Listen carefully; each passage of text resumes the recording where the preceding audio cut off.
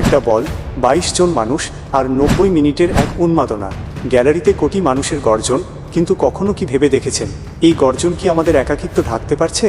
আমরা যখন স্টেডিয়ামে হাজার হাজার মানুষের চিৎকার শুনি, তখন কি কখনো ভেবে দেখেছি এই 90 মিনিটের দৌড় কি শুধুই একটি বলের পেছনে, নাকি এটি জীবনের সেই সংগ্রামেরই প্রতিচ্ছবি যার মুখোমুখি আমরা প্রতিদিন হই? এদুয়ার্দো গ্যালিয়ানো লিখেছিলেন, আমরা ফুটবলের ভিক্ষুক, কিন্তু আমি বলি আমরা আসলে সময়ের ভিক্ষুক। 2026 সালের এই বিশ্বকাপ কি শুধু কাপ জেতার লড়াই, নাকি এটি আমাদের জীবনের সেই চূড়ান্ত হিসাবের মহড়া মাত্র, যার জন্য আমরা কেউ প্রস্তুত নই? ইতিহাস সাক্ষী, ফুটবল শুধু বিনোদন নয়, এটি অনেক সময় সাম্রাজ্যবাদ ও ক্ষমতার খেলার মঞ্চ হয়েছে।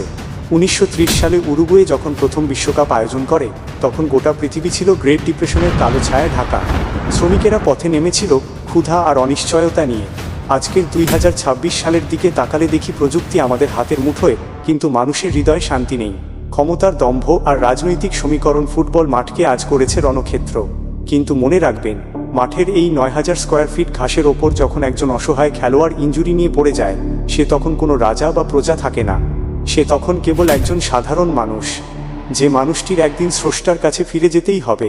আমরা মাঠের লড়াই নিয়ে মেতে থাকি, কিন্তু আমরা কি একবারও ভেবে দেখি সেই অসীম মহাকালের সামনে আমাদের এই দম্ভ কতটা তুচ্ছ? ইসলাম আমাদের শেখায়, মানুষের প্রতি দয়া করো, তবেই আসমানের মালিক তোমার প্রতি দয়া করবেন। ফুটবলে একজন খেলোয়াড় যখন ইনজুরি নিয়ে পড়ে যায়, বিপক্ষ দল খেলা থামিয়ে দেয়, এটিই মানবিকতা। সক্রেটিস বলেছিলেন, ফুটবল একটি শিল্প এবং প্রতিরোধ। তিনি সামরিক শাসনের বিরুদ্ধে ক্লাবে গণতন্ত্র চালু করেছিলেন। কিন্তু আমাদের জীবন তো 90 মিনিটের নয়, এটি একটি অনন্ত যাত্রা। আল্লাহ বলেছেন, প্রতিটি প্রাণী মৃত্যুর স্বাদ গ্রহণ করবে এবং তোমরা তোমাদের কর্মফল কিয়ামতের দিন পূর্ণমাত্রায় পেয়ে যাবে। সূরা আল ইমরান 185। মাঠে সব খেলোয়াড় সমান, এটাই ইসলামের সাম্যের শিক্ষা। কিন্তু আমরা কি আমাদের বাস্তব জীবনে এই সাম্য ও সততা ধরে রেখেছি? সেদিন কি আর রেফারি থাকবে যে আমাদের ভুলগুলো ধরিয়ে দেবে? বন্ধুরা, ভিডিওর এই পর্যায়ে এসে আপনাদের বলছি, এই বিশ্বকাপ দেখে কি শুধু আনন্দ করবেন, নাকি নিজেকে বদলানোর প্রতিজ্ঞা করবেন?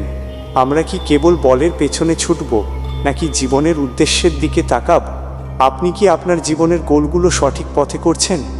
যদি এই কথাগুলো আপনার হৃদয়ে আলোড়নের সৃষ্টি করে থাকে, তবে কমেন্টে লিখুন, আমরা সত্যের সন্ধানী। সাবস্ক্রাইব করুন, কারণ আমরা শুধু ফুটবল নিয়ে কথা বলি না, আমরা জীবনের সত্য নিয়ে কথা বলি।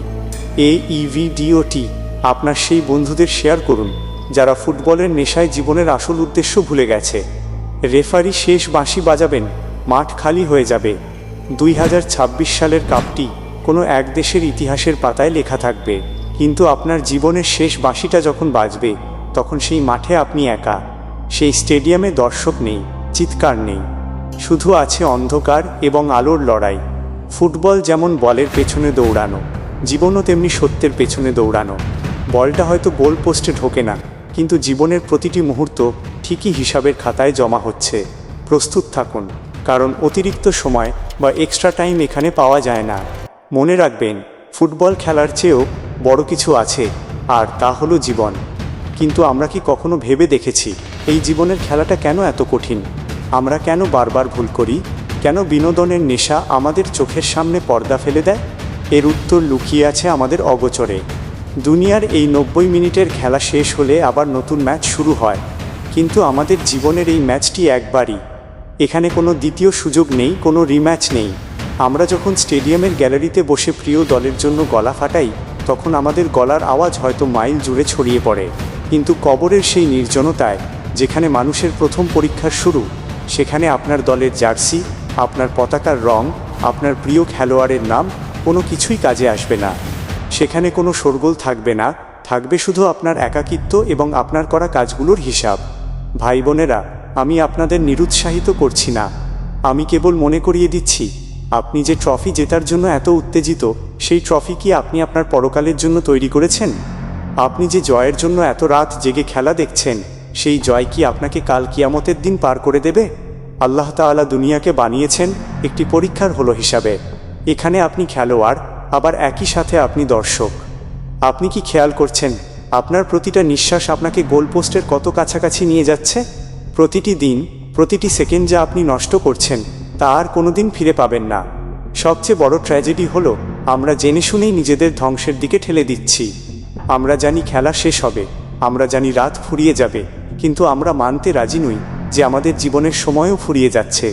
তাই আজ এই ভিডিওটি দেখার পর আপনি যখন ফোনটি পাশে রাখবেন, যখন আপনি আবার স্বাভাবিক জীবনে ফিরবেন, তখন কেবল একটি মুহূর্তের জন্য হলেও আকাশের দিকে তাকাবেন। ভাববেন সেই বিশাল মহাকাশের মালিক আপনার দিকে তাকিয়ে আছেন। তিনি দেখছেন আপনি আপনার জীবনের মাঠটি কিভাবে সাজাচ্ছেন।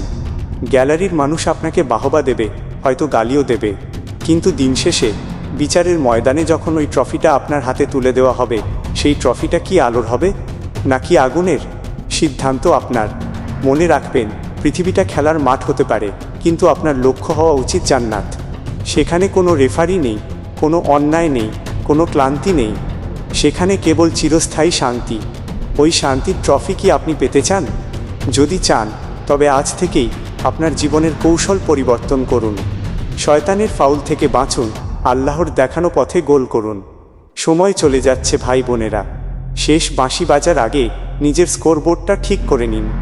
আল্লাহ আমাদের সবাইকে সেই অনন্তকালের বিজয়ী হওয়ার তৌফিক দান করুন।